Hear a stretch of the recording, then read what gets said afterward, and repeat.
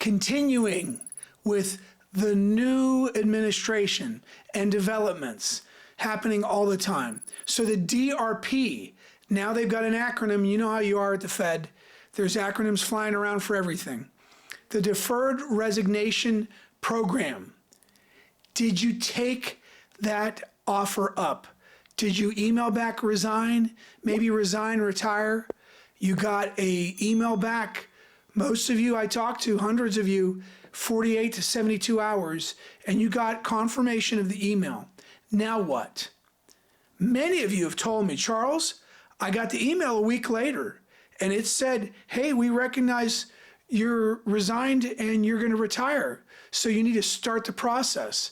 And it also went to your boss, yeah, that's it, to your director, whoever it was.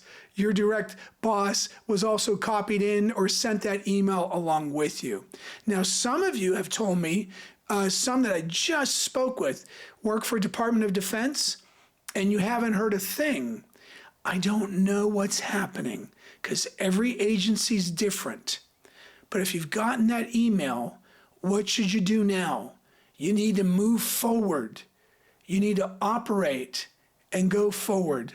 Others for Department of Defense have actually told me that they're making movement and they're going to be done by March 1st. So I don't know what to figure, right? Same Department of Defense. This was a naval employee that just told me today. They said, Charles, I've got my release. I was already retiring April 30th. Everything's already in motion. And they told me March 1st, I'm out. I no longer have to work. So he gets 2 months where he doesn't have to show up to work, whereas before he had to. But the agencies are trying to catch up. So make sure you get the SF 3107 unless you go online and you start to fill out the form for your agency. I know for DOD it's a GRB platform. You can start the retirement process right there. I've done it. I've been right there in front of you. When you tap your CAC card and you need questions answered, you say, Charles, what do I do about this FEGLI? What do I do about survivor benefit? What's this and what's that? And it was pretty exciting, actually, because recently I was able to actually say, well, if you've already made this decision, go ahead and click that button. Go ahead and click this button. He said, that's what I needed, Charles. And bam, it was done and submitted. So you want to start the process of submitting for retirement. And if you don't have a platform at your agency online, you can at least get the SF 3107, the standard form that you Google and you pull it up online. Standard form 3107, it'll start to take you through the retirement elections and it'll ask you for all your pertinent information. Okay, so let's not forget survivor benefit. If you don't elect at least 25% survivor benefit for your spouse and you pass away before them, no federal employee health benefit, no health insurance. They won't be able to keep it unless you elect at least the minimal. It's either 25% or a 50% survivor benefit. One costs 5%, the other costs 10% reduction of your pension. Okay, what else? I don't want you to be dodging bullets. I keep saying this. I don't want you dodging bullets as they're being shot at you. I want you to be bulletproof. So you need to have a plan. You've got your pension, you've got Social Security, you've got TSP, but how do they all come together? I was just asked this today. Hey, what do I do about Social Security? When should I elect that? Excellent question, and one that we do every time we plan for federal families. We create a Social Security maximization plan. So we use software and we combine it with you yourself, what your goals are, how much you have in assets, how much you have in income, and how much you need or can delay Social Security.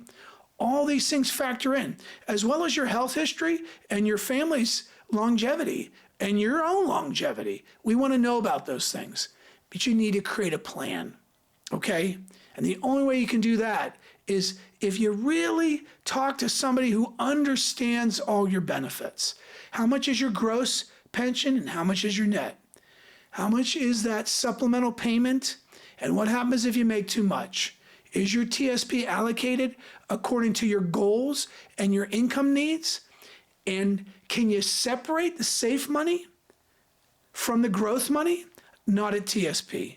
Okay, folks, just so you know that. Oh, by the way, you cannot get this document if you're no longer working. So please retrieve your OPF, your official personnel file, EOPF. It's at MyPay or EPP. There you can access your OPF. It's the official document that they use to determine your eligibility, your agency, and also OPM to calculate your pension. There your SF50 will reside, and you can see if everything's accurate, especially if you've separated from service or you've not ever separated from service. But if you've separated from service and then come back, or you've changed agencies, you really want to check this file and download it. Okay? All right. These are some of the important things that you want to pursue. And if you need to start planning and make yourself bulletproof, then text us. You text your name and your email. Your name and your email to 949-359-5100. Again, you text your name and your email to 949-359-5100, 5100, and just say, hey, 15 minutes. And we'll text you back a couple days and times for a complimentary 15-minute phone call to get you started on your path to financial freedom. Okay, we'll look forward to helping you really soon. Bye-bye now.